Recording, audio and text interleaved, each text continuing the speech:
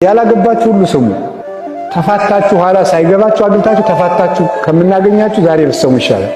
ባል ለሚስቱ ሊያደርግላት የሚገባ ምንድነው? ይሄ ነው ስሙ። መጽሐፍ ቅዱስ የሚለው ባል ለሚስቱ ምን ሊያደርግላት ይገባል? እኛ እኮ ሳይኮሎጂ ሳንማር መጽሐፍ ቅዱሳችን ሳይኮሎጂን የሚያስንቅ ነገር ነው ያለው።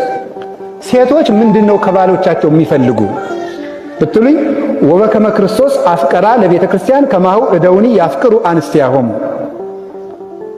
ክርስቶስ ቤተ ክርስቲያንን እንደወደዳት ባሎችም ሚስቶቻቸውን ይውደዱ። ስለዚህ ሚስት ከባሏ ምን ትፈልጋለች ቢባል መወደድ። እስኪ መወደድ በሉ ንገሩኝ እንጂ በሉ ንገሩኝ። አሁን ባልና ሚስት ሲጣሉ ሁልጊዜ እወድሻለሁ ብለኸኝ አታውቅም እያለችኝ ይሉኛል እኔን ለምክር ሳገኛቸው እና ለምን አትልም? ይሁን መወደድ ይፈልጋሉ ብሎ የነገረን ማን ነው? ጳውሎስ። ምርጥ ዕቃው ጳውሎስ የሴቶችን አእምሮ በመንፈስ ቅዱስ ተገልጦለት ነገር ሴት የምትፈልገው ከባሏ እንደሚወዳት ማረጋገጥ። አሁን ለምሳሌ ስጦታ ስጠኝ ገዝተኩ አንድ እኔ አገኛቸዋለሁ በባሎቻቸው ተቆርፈው ሳገኛቸው አንድ ቀን ስጦታ ገዝቶልኝ አያውቅም። ገንዘቡ እኮ የጋራዋ እንደሆነ ታውቃለች፣ ግን ፍቅሩን ማረጋገጥ ስለምትፈልግ ነው። አሁንም እንደ ድሮ ይወደኛል ወይ ማለት ትፈልጋለች። ያንን በየጊዜው ማድረግ ወይስ ሰልችቶኛል ጠልቶኛል ወይ ማለት ስለምትፈልግ አይምሯቸውን መጠበቅ፣ ንግግራቸውን በማዳመጥ ክብር በመስጠት ልክ ጌታችን ሴት እንደሰማት ሚስትን ማዳመጥ፣ ሴቶች ሲሰሟቸው ስለሚወዱ ማለት ነው።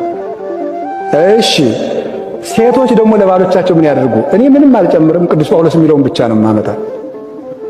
ወበከመ ቤተ ክርስቲያን ትትዔዘዞ ለክርስቶስ ከማሁ አንስትኒ ተአዘዛ ለአምታቲክም።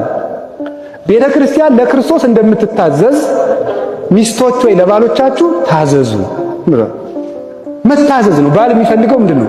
ባሎች ደግሞ አሁን እኔም ሳገኛቸው በንስሐም በምክር ፈጽሞ አታከብረኝም ነው የሚል። በቃ ጥያቄ ማንኛውንም ባል ብትሰሙት በሚስቱ ያለው ቅሬታ አታከብረኝም ነው። ልንገራችሁ በሴቶች ዓለም ዝም ብዬ ሳነብ ነው የጣሊያን ሴቶች ይወደዳሉ አሉ። ለምንድን ነው አሉ? ወንድ መንከባከብ ስለሚችሉ፣ ካልሲውን ስለምታወልቅለት፣ ኮቱን ተኩሳ ስለምታለብሰው፣ እንደዚያ ስለምታረግልህ ክብሩን ስለምትገልጥለት ይወዳል። ማንኛውም ሰው እነሱን ማግባት ይፈልጋል። እና ኢትዮጵያ መጥተው በቅኝ ግዛቱ ጊዜ እነሱም የኢትዮጵያን ሴቶች ይፈልጉ የነበሩትና ብዙ ጊዜ ከኢትዮጵያውያን ያገቡ የነበሩት ወታደሮች አንዱ እኮ በአድዋም ከዚያም በኋላ በጃንሆይ ጊዜ የሚሸነፉ የነበሩት አንዱ ወደ ሴቶች ይገቡ ነበር። ሴቶች ደግሞ የኛ ሴቶች አርበኞች ናቸው። ፈረንጆች ሲመጡ እያሳለፉ ይሰጧቸዋል። እና ያን የሚፈልጉበት ምክንያት ኢትዮጵያውያን ሴቶች ባሎቻቸውን በማክበር የታወቁ ስለሆኑ መጽሐፍ ቅዱሳዊ የዋጀን እንደሆነ የእነሱን አላውቅም ከየት እንደመጡ። ስለዚህ ባልን ማክበር ሳራ ባሏን ጌታዬ ትለው ነበረ። ሞኝነት እኮ ነው እንጂ አሁን ደግሞ ይሄ ፌሚኒስት መጥቶ የለ እኩልነት እንዴ ምንድን ነው?